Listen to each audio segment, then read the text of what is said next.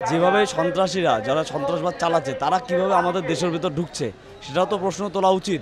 কাশ্মীর এবং পেহেলগাঁওয়ের মতো একটা সেন্সিটিভ জায়গায় সেই সময় নিরাপত্তার কি অবস্থা ছিল? ডোনাল্ড ট্রাম্প কেন তার সিদ্ধান্ত জানাবে এবং ডোনাল্ড ট্রাম্পের হুঙ্কারে আমরা কেন চুপ থাকবো বা কেন ডোনাল্ড ট্রাম্প কোনো ডিসিশন মেকার হবে?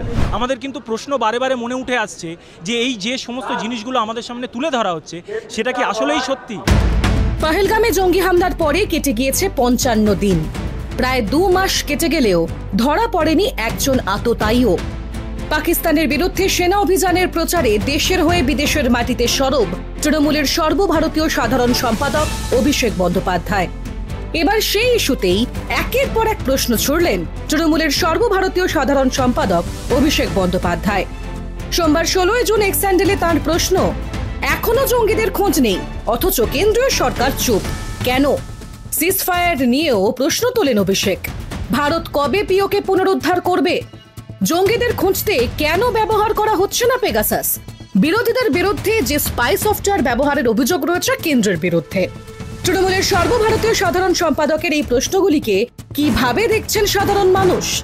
আম আদমির মনেও কি এই প্রশ্নগুলি ঘুরপাক খাচ্ছে নাকি তাদের ভিন্ন মত? যেভাবে সন্ত্রাসীরা যারা সন্ত্রাসবাদ চালাচ্ছে তারা কিভাবে আমাদের দেশের ভিতর ঢুকছে সেটাও তো প্রশ্ন তোলা উচিত। যেখানে ট্যুরিজম স্পট সেখানে যাচ্ছে সাধারণ মানুষের, সেটার নিরাপত্তা দেওয়া তো সরকারের দায়।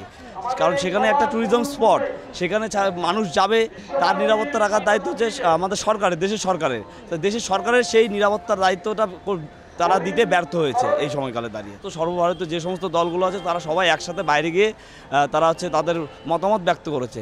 এবার স্বাভাবিকভাবেই সারা দেশের ক্ষেত্রে সবাই একজোট হয়েছে এবং সন্ত্রাসবাদ মোকাবিলার ক্ষেত্রে সবাই একসাথে রয়েছে এবং তার জন্য সাধারণ মানুষ তাদের পাশে আছে এবং দেশের সরকারের পাশে আছে এবং আমরাও চাই যাতে এই সন্ত্রাসবাদকে দমন করা যায়, তার জন্য সাধারণ মানুষও পাশে থাকবে। প্রথম কথা হচ্ছে, অভিষেক ব্যানার্জি যে টুইটটি করেছেন তিনি একজন আমাদের রাজ্যের শাসক দলের একজন মুখপাত্র, আমাদের রাজ্যের তথাকথিত যুব নেতৃত্ব।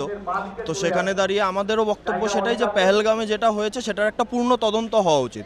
কারণ এরকম একটা ট্যুরিজম স্পট, সেখানে এসে হঠাৎ করে জঙ্গিরা সাধারণ মানুষকে গুলি করে হত্যা করছে, এটা এতটা সহজ ব্যাপার নয়।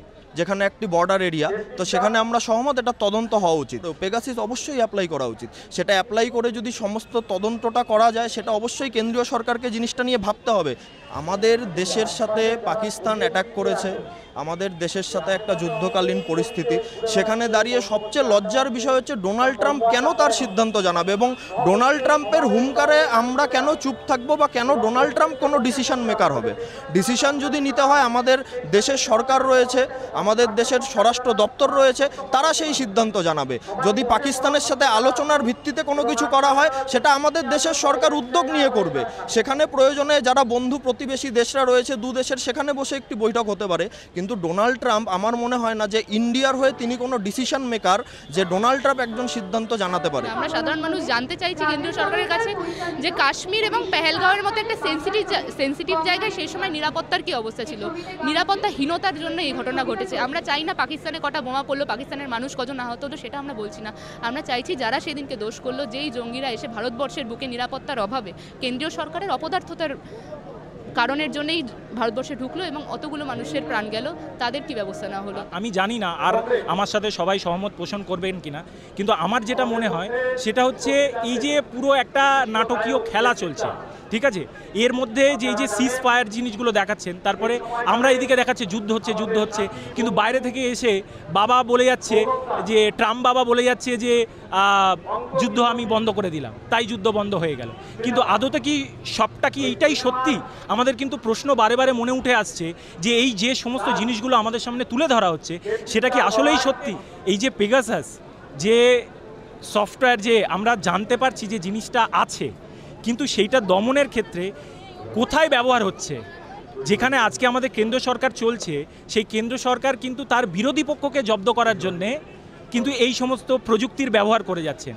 কিন্তু যে আমাদের চারিদিকে আমাদের মানুষের স্বাধীনতা রক্ষা বলুন বা মানুষের আজকে যে রুজি রোজগার বা স্বাভাবিক সহাবস্থান, সেই জিনিসটাকে যে বিঘ্ন ঘটাচ্ছে, সেদিকে কিন্তু মানুষ বা তার নিরাপত্তা দেওয়ার জন্য কিন্তু কিছু করছে না।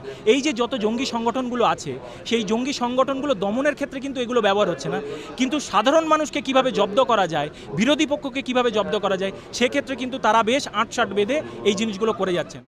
ডাউনলোড করুন এই সময় অ্যাপ iOS ও অ্যান্ড্রয়েডের জন্য।